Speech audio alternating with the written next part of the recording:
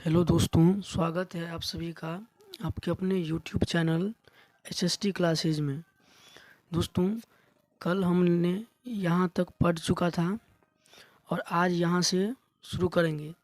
यदि आप लोग इससे पहले का वीडियो नहीं देखे हैं तो हमारे चैनल पर जाके देख सकते हैं। ये लेक्चर 2 है। इससे पहले यहाँ तक एक लेक्चर हो चुका है। तो आज हम लोग यहाँ से पढ़ना शुरू करेंगे कि विविधता हमारे जीवन को समृद्ध कैसे करती है। तो देखिए, यहाँ लिखा है, जैसे निशान अहमद और निशान दोनों दोस्त बने, ठीक वैसे ही आपके भी साथी होंगे जो आपसे कुछ अलग होंगे। यहाँ पर यह कह रहे हैं कि जैसे कल हम लोग ने पढ़ा था कि निशान अहमद जो कि बड़ा निशान के नाम से प्रसिद्ध था, और एक था निशान जो हिंदू था, और ये निशान अहमद मुस्लिम था। दोनों दोनों दोस्त बने थे। ठीक उसी प्रकार से आपके भी साथी होंगे जो आपसे अलग होंगे। हो सकता है कि आप हिंदू हो और वो बौद्ध धर्म का हो या किसी भी धर्म का हो सकता है। आपने शायद उनके घर में अलग तरह का खाना खाया होगा, उनके साथ त्योहार मनाए होंगे, उनका रहन सहन एवं थोड़ी बहुत उनकी भाषा भी सीखी होंगी। अर्थात यहाँ यह कहा गया है कि आपके जो मित्र है उसके घर पर अलग तरह का खाना खाया होगा आपने, उनके साथ आप त्योहार भी मनाए होंगे, उनका रहन सहन और उसका थोड़ी बहुत भाषा भी आपने सीखी होगी। जैसे अगर यदि आप हिंदी बोल रहे हैं, अगर आपका दोस्त अंग्रेजी बोल रहा था तो आप थोड़ी बहुत वो भी अंग्रेजी भाषा भी सीखे होंगे। इसी प्रकार विभिन्न प्रदेशों के खान पान में भी अंतर देखने को मिलता है। अर्थात विभिन्न विभिन्न देशों में या विभिन्न राज्यों में खान पान में सभी का अलग अलग होता है, यानी अंतर देखने को मिलता है। बिहार के लोग लिट्टी चोखा पसंद करते हैं, वहीं पंजाब के लोग मक्के की रोटी और सरसों की साग बहुत पसंद करते हैं। देखिए, यहाँ पर आपके एग्ज़ाम के लिए क्वेश्चन आ गया। यहाँ पर क्या कह रहा है कि बिहार के लोग लिट्टी चोखा पसंद करते हैं। अर्थात ये ऑब्जेक्टिव में पूछा जा सकता है, चाहे वो BPSC का एग्ज़ाम हो या बिहार SSC का एग्ज़ाम हो, इन सब में आ सकता है। जैसे कि बिहार के लोग लिट्टी चोखा पसंद करते हैं, ये ऑब्जेक्टिव हो गया। पंजाब के लोग मक्के की रोटी और सरसों की साग बहुत पसंद करते हैं। पश्चिम बंगाल के लोग मछली और चावल बड़े चाव से खाते हैं। ये सब इम्पोर्टेंट पॉइंट है। दक्षिण भारत के जो कुछ राज्य हैं जैसे तमिलनाडु, केरल और आंध्र प्रदेश, यहाँ के लोग इडली, डोसा और सांभर खाना पसंद करते हैं। इन राज्यों का प्रमुख व्यंजन निम्न प्रकार है। देखिए, यहाँ पर कुछ राज्यों का व्यंजन दिया गया है चित्र के साथ।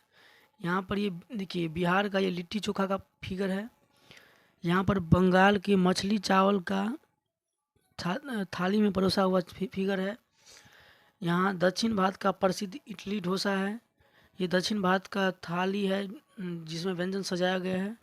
यहाँ गुजराती थाली है जिसमें व्यंजन सजाया गया है। अब देखिए, यहाँ पर इतना ही नहीं, विभिन्न राज्यों के रीति रिवाज और त्योहारों में भी भिन्नता होती है। अर्थात ये कि यहाँ जो हम इतना भिन्नता के बारे में पढ़े हैं, इतना ही भिन्नता नहीं है, बल्कि विभिन्न राज्य में जो रीति रिवाज होता है, जो कार्यक्रम होता है, जो त्योहार होता है, उसमें भी भिन्नता होती है। जहाँ बिहार का एक मशहूर पर्व छठ है, पश्चिम बंगाल का दुर्गा पूजा, महाराष्ट्र का गणेश उत्सव एवं केरल का ओणम है, वहीं झारखंड में सरहुल पर्व मनाया जाता है।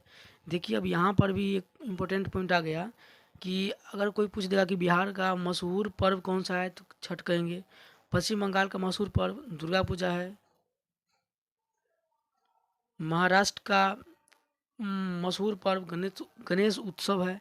केरल का मशहूर पर्व ओणम है, और झारखंड में तो सरहुल पर्व है जो कि मनाया जाता है अच्छे तरीके से। यहाँ पर देख सकते हैं कि बिहार का छठ मनाते हुए लोग का फोटो, और यहाँ पर झारखंड के में सरहुल मनाते हुए लोगों का फोटो है। देखिए, यहाँ फिगर में केरल के लोग ओणम पर्व मनाते हुए कैसे नौका में बैठे हुए हैं। इसे आप टीवी सीरियल में भी देखे होंगे। यहाँ पर पंजाब के लोग लोहड़ी मनाते हुए दिख रहे हैं। इस प्रकार हम देखते हैं कि भारत के विभिन्न राज्यों में निवासियों के अलग अलग खान पान, वेशभूषा, रीति रिवाज एवं पर्व त्योहार विविधता को दर्शाते हैं। या आप यहाँ से विविधता समझ सकते हैं कि कैसे खान पान में, वेशभूषा में, रीति रिवाज में विभिन्न विभिन्न राज्यों में भिन्न भिन्न विविधता है। बिहार भी विविधताओं से भरा पड़ा है, यानी जो बिहार हमारा राज्य है वो विभिन्न विविधताओं से भरा हुआ है। हम अलग अलग भाषाएं बोलते हैं, अनेक प्रकार का खाना खाते हैं, अलग अलग त्यौहार मनाते हैं और भिन्न भिन्न धर्मों का पालन करते हैं। यही सब तो विविधता हुआ कि जैसे एक व्यक्ति हिंदू धर्म का पालन कर रहा है, कोई बौद्ध धर्म का पालन हो रहा है, तो यही सब तो विभिन्नता हुआ। देखिए, जैसे मिथिलांचल के लोग जब भोजपुर के निवासियों के संपर्क में आते हैं तो दोनों एक दूसरे की बोलचाल, खान पान, रहन सहन, रीति रिवाज, त्योहार आदि इत्यादि से परिचित होते हैं और एक दूसरे का सम्मान करते हैं। अर्थात जब यानी कहने का ये तात्पर्य हुआ कि जब मिथिलांचल के लोग भोजपुर जाते हैं तो वहाँ खान पान दोनों मिल कर करते हैं। भोजपुरी वाले हिंदी बोलते हैं और हिंदी वाले भोजपुरी बोलते हैं। इस प्रकार से विविधता वहाँ पर देखने को मिलती है। उन्हें एक हद तक अपनाने की भी कोशिश करते हैं। इस तरह विविधता हमारे जीवन को समृद्ध करती है। और ऐसा इतना ही नहीं, बल्कि बिहारी लोग चाहते हैं कि वो भोजपुरी को अपनाएं और भोजपुरी वाले हिंदी को अपनाते हैं। इस प्रकार से विविधता हमारे जीवन को समृद्ध करती है, अर्थात धनवान बनाती है।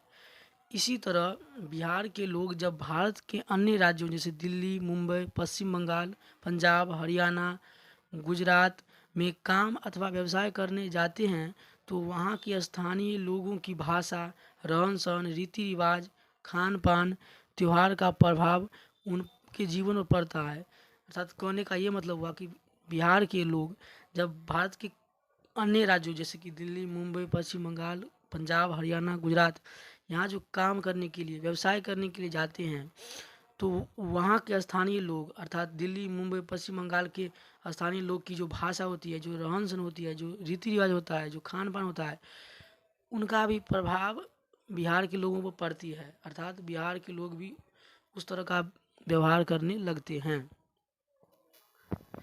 तो दोस्तों, यहाँ तक हो गया। इससे आगे हम लोग नेक्स्ट वीडियो में देखेंगे क्योंकि वीडियो लंबा हो जाएगा। और यदि आपको वीडियो अच्छा लगा है तो इसे लाइक करें, अपने दोस्तों में शेयर करें और चैनल को सब्सक्राइब भी कर लें। और यदि कोई किसी भी प्रकार का समस्या हो तो आप कमेंट कर सकते हैं, उस पर विचार किया जाएगा। धन्यवाद।